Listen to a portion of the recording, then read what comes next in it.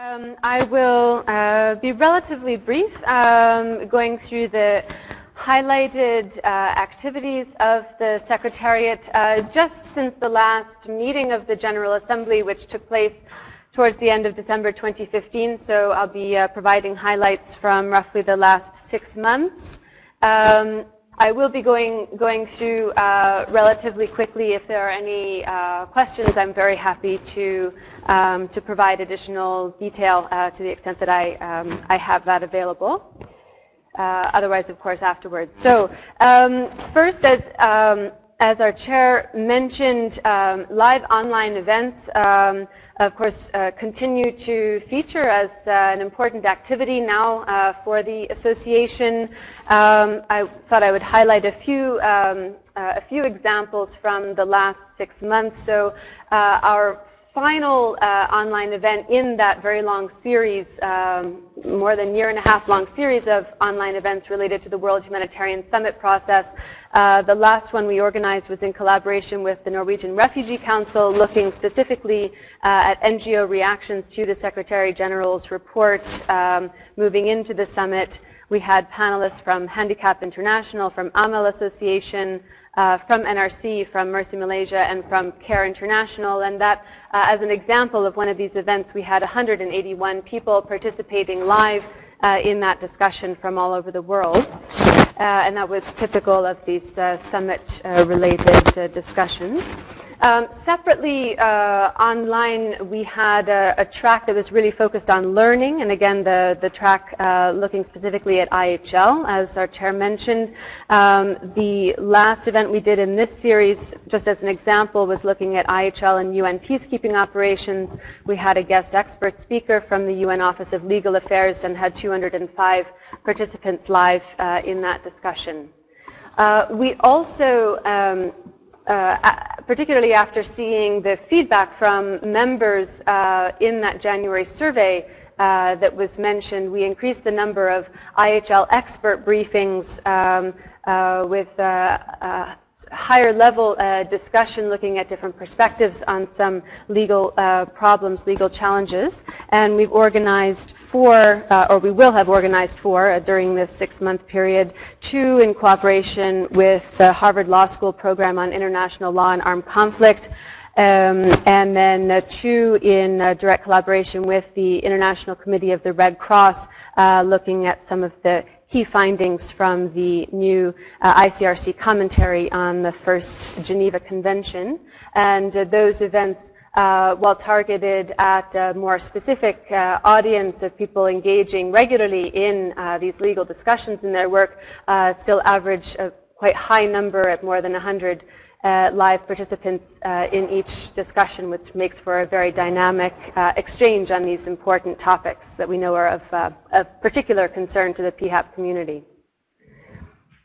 We also moved into a bit of a new realm in the last 6 months. So we have now a 6-year history doing on-site events around the world. Then 2 years ago we started with online. Now we have tried bringing them together. So we do now hybrid on-site online events, which has turned out to be also a very good way to get yet another dimension on some of the discussions that members of the community would like to have.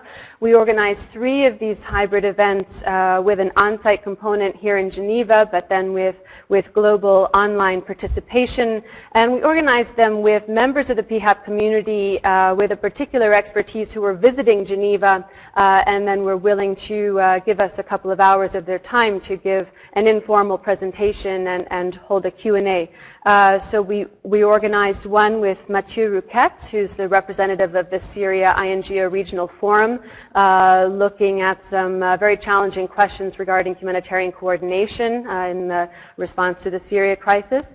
Also a special presentation from Dustin Lewis from Harvard Law School when he was visiting Geneva, looking at counterterrorism issues and whether they may be eroding some of the foundational ideas of IHL. And finally, a special presentation from Ibrahim Olabi, looking from the perspective of Syrian NGOs, some of the particular challenges they face in engaging with humanitarian law and policy issues, both in Syria and then in negotiations in Geneva, and how those two levels of discussion interact. So very interesting discussions. I think some of you perhaps were participating in those, and that's a track that we would plan to continue in the second half of this year and beyond.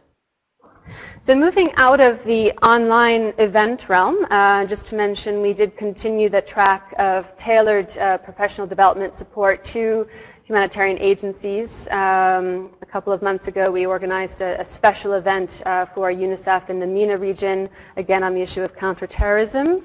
And that's with thanks to Harvard Law School's PHAP, again for their substantive contribution.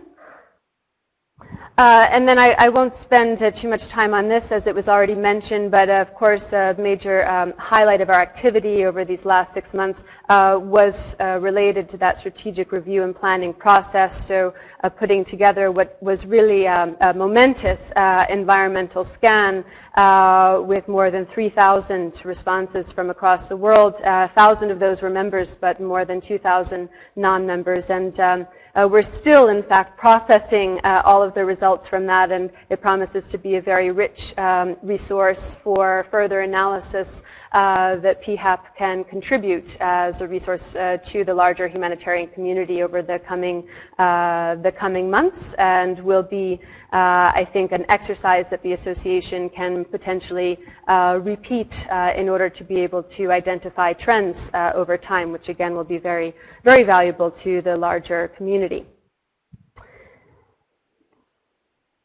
Then just to mention, again very briefly, PHAP was also represented at some external events. So in addition to the World Humanitarian Summit, which our chair mentioned was an important investment of time in multiple ways for PHAP, we were also represented in the exhibition at Jihad in Dubai, as well as a few smaller events both in Geneva and in other locations.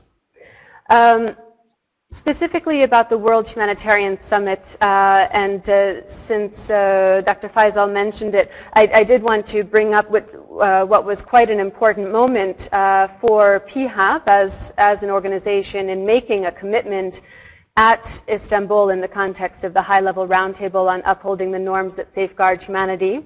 It's not very lengthy, so I can read it out as it's somewhat small text.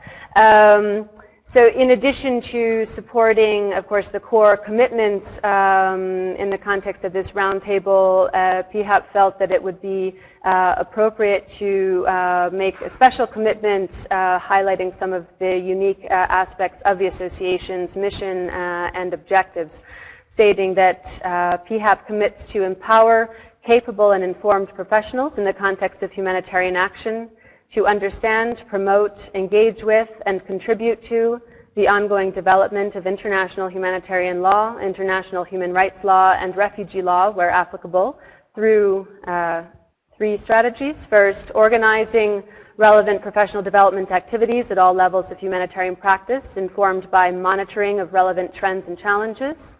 Second, fostering new perspectives on critical humanitarian issues by identifying emerging dilemmas and debates, providing a neutral platform where experienced humanitarian practitioners and others can speak in their individual professional capacity and contributing evidence to inform policy discussions. And finally, supporting humanitarian practitioners to manage instability, strain, and risk so that they may be as effective as possible in fulfilling their humanitarian aims.